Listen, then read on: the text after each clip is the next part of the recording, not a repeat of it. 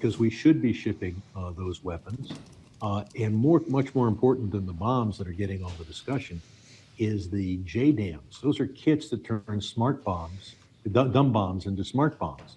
And to criticize Israel for not acting with precision while depriving them of the kits that make the bombs act precisely is just the wrong message. The problem with the Republican resolution is that it not only deals with these immediate concerns, but makes Israel permanently exempt from the Leahy review. That's a review to see whether the countries receiving our weapons are using them according to international standards and our standards. Israel passes that review. Israel is doing a better job, and it's a very difficult job, but a better job than any other military in waging urban warfare while seeking to minimize civilian casualties. Now, it's a very hard thing to do, and there have been civilian casualties. But to exempt Israel permanently from the standard is like me going to the high school and telling them, don't make my kids take the test. No, my kids are smart. I want them to take the test, and I know they're going to pass. And what we should do is have this standard apply and show that Israel is, in fact, complying with international law and our own standards. To exempt them feeds into this worldwide narrative that Israel is not seeking to minimize civilian casualties. Now, given that Hamas, their whole strategy is to surround themselves with as many women and children as possible while firing rockets at Israel, that makes it difficult on Israel. But that is part of the standard that's used to review, and Israel should not be exempt. Israel, though, however, passes the standards. The report by the State Department, Congressman, thanks for being with us today, that Antony Blinken submitted last week does bring some concerns, accusing Israeli forces of potentially violating international humanitarian law. Have you told the president how you feel about this? I have told the State Department that I don't think that they phrased things correctly in that report. But the fact is that potentially violate, everybody potentially might have violated. What in the hell does that mean? But the fact is that Israel not only complies with the standards, but they have a system for reviewing their own military. Look, in Vietnam, we didn't comply with all the standards, but Lieutenant Kailey went to prison because we identified and we had a system for reviewing the actions of our individual soldiers. Israel has that as well. They are conducting a number of investigations. So according to Israel, it is possible that some of their soldiers acted wrongfully. And according to America, it is possible that some Israeli soldiers have acted wrongfully.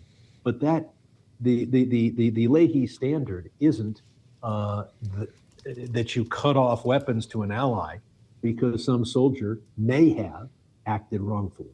You, in fact, you want to see the top echelons of any allied government implementing standards to hold their soldiers accountable. Israel does that.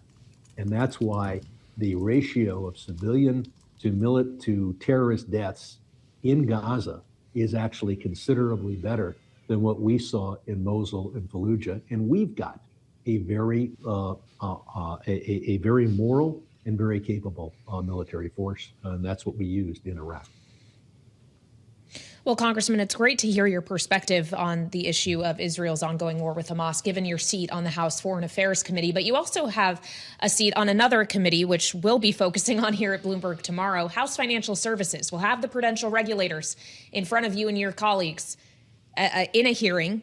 I'm sure there will be some questions for Michael Barr of the Fed over the Basel III endgame and what that's looking like. But I'm imagining especially your Republican colleagues will have some very tough questions for Marty Grunberg of the FDIC after that scathing third-party report came out about the workplace culture at the FDIC. There have been a lot of calls, sir, for the chair to resign. Would that at least go some distance to solving what is described as a deep-rooted problem? I think we have to deal with the atmosphere at FDIC. They have over 6,000 employees, and they deserve a better atmosphere. But as important as those 6,000 employees are, every American has a stake in whether these Basel III regulations serve our economy well. If we go too far one way, banks won't be have the sufficient capital, and we'll see a need, or at least a claim need, for bailouts in the future. But if we go too far the other way, banks won't lend, particularly to small business.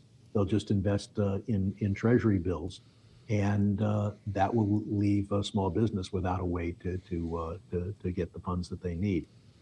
In addition, there are individual problems with the proposed regulations. Provisions that don't treat appropriately energy efficiency standards and clean energy tax credits, which are an asset the bank should get credit for. There is a language in Basel III that will not give credit for mortgage insurance. So banks will be reluctant to lend to first-time home buyers, even if they have mortgage insurance that, as a practical matter, insulates the bank from risk. We've got a host of other problems where these regulations seem to push the banks toward investing in bonds on Wall Street and push them away from making loans to local businesses on Main Street. That is the exact opposite of what we need. It's local businesses that need the capital. Wall Street's doing a fine job providing money to publicly traded corporations.